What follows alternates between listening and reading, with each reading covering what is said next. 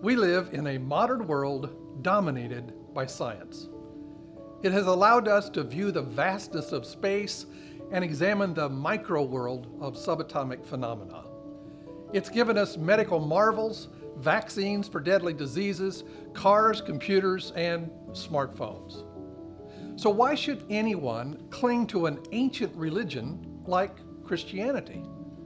Doesn't science show that Christianity is unnecessary and infantile fantasy? Doesn't science demonstrate that miracles are impossible? Hi, I'm Dr. Rich Knopp. I will admit at the start that I am a Christian believer, but I also want to say that I believe in the impressive power of science. As a result, I've been wrestling with the relationship between Christianity and science most of my life. I want to explain why I'm convinced that there's an extremely positive and integral relationship between science and Christianity. If you're a Christian, you don't need to fear science. And if you're into science but not much into Christianity, you might just discover that a Christian perspective is worth your consideration and perhaps even your commitment. I acknowledge that this position differs from the way science or religion are typically portrayed. Some see science and Christianity in some kind of necessary conflict. For example, Richard Dawkins says that miracles, by definition, violate the principles of science. He thinks that religion is not just delusional, it is dangerous. Others see science and religion as totally separate, so there cannot be any real conflict. Science gives us facts about the physical world, religion gives us faith about metaphysical matters. I concede that the conflict view or the compartmentalized view are correct for some perceptions of science and for some religions. But I propose that neither one is correct for Christianity as it's presented and defended in the Bible. So why do I think that there's a positive and integral relationship between biblical Christianity and science? I will reflect on three areas: the history of science, the foundation of science, and the nature of science. First, the history of science reveals a positive relationship between science and Christianity. This may surprise you because you might think about Galileo and his conflict with the Roman Church. Or you might think about Charles Darwin and the popular battles over evolution and creation. But you may not know that most of the prominent pioneers of modern science were either strong Christians or they believed in a personal God who created our universe. These include Isaac Newton, Robert Boyle, Michael Faraday, Johannes Kepler, and James Clerk Maxwell. And you may be shocked to hear that between 1900 and 2000, over 60% of Nobel laureates were self-confessed believers in God. And many notable scientists today, both men and women, are distinctively Christian. So the popular picture that science and Christianity are in an inescapable fight with each other is historically false. Second, the foundation of science is based on necessary assumptions that cannot be justified by science itself. What are some of those presuppositions? First, science presumes that there is an objective world that exists that is possible to study. Second, science presumes that the physical world operates with uniformity. Otherwise, scientific prediction would be impossible. Third, science presumes that our physical senses are sufficiently reliable to give us truth about the external world. It also presumes that our human mind is rational and it can adequately and accurately comprehend the world.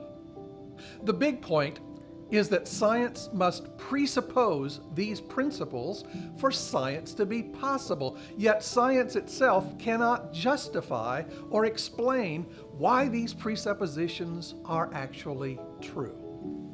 This means, in part, that science cannot be self-sufficient. It cannot even explain the foundation on which science itself rests. I contend that some form of divine creation, like Christianity offers, explains why these presuppositions are true. There's a powerful, personal, and rational being who created the universe to operate orderly and who also created humans with a capacity to perceive the world and rationally comprehend it. Third, let's consider the nature of science. What is science anyway? Well, the general idea is that science is a systematic endeavor to gain knowledge about the world through observation and experimentation. The widely held notion is that, well, science is science.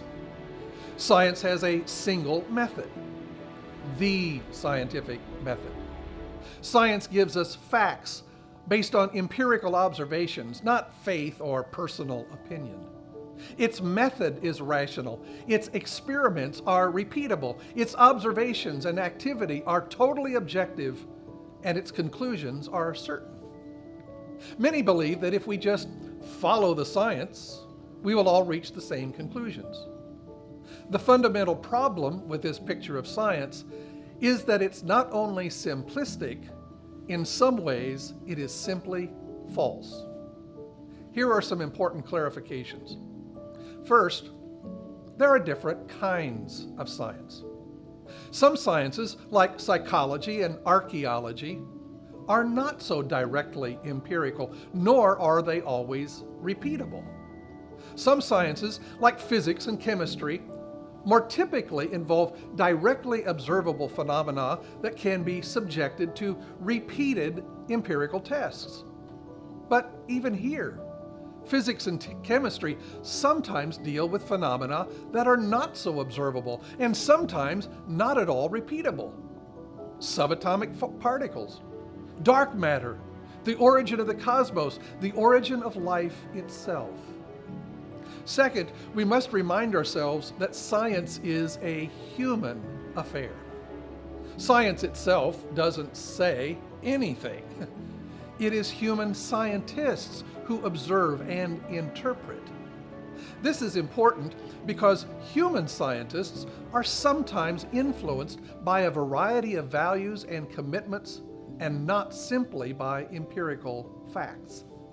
Sometimes scientists are not completely objective or neutral, and they periodically exhibit tenacious commitment to their theories and research programs.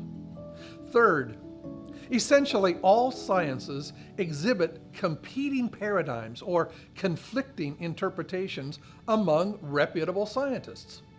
This illustrates an important point that empirical evidence can be interpreted in different ways, especially in the cases of more complex, large-scale theories. Fourth, not everything scientists say is scientific. Sometimes scientists make claims that go far beyond what can be confirmed or justified by empirical science. For example, when Stephen Hawking, the late famous physicist at Cambridge, says that the universe can and will create itself from nothing, he's making a statement that cannot be confirmed empirically nor falsified. It is not a scientific statement. It is a philosophical statement. If a scientist embeds philosophical materialism or naturalism within the methods of science, that's not science, that's scientism. And for obvious reasons, Christianity fundamentally opposes scientism, even though it highly values science. Fifth, science, properly understood, is only descriptive in its scope. It describes the operation of nature, but it cannot prescribe what must be the case or what cannot be the case. It cannot provide ethical obligations, and it cannot preclude the possibility of miracles. Science can make amazing predictions based on described regularities, but scientific predictions are always framed by an assumed set of conditions. A predicted event will occur unless other factors intervene. For example, if you throw a rock into the air, you can predict what gravity will do to it. But when an airplane flies, it's not violating a law of gravity. It's employing additional principles. In somewhat the same way, biblical miracles do not violate natural laws, nor do they violate the basic principle of cause and effect. Instead, miracles are the consequence of divine causal agent who can influence the physical world through different or higher order principles. Now, what I've said is not meant to undermine the amazing progress and potential of science. And I realize that science has a self-correcting nature. But science is definitely not a monolithic monster that is in conflict with Christianity. And biblical Christianity and science are not totally compartmentalized and therefore irrelevant to each other. Instead, science and biblical Christianity should be seen in coordination. They have a positive and integral relationship. Each one can learn from the other. Science can inform Christianity about God's wondrous works, and Christianity can provide the basis and the motivation for science and impel us to be appropriately critical of its practice. Science and Christianity actually need each other. This is Dr. Richard Knopp for Capel and Contact Mission.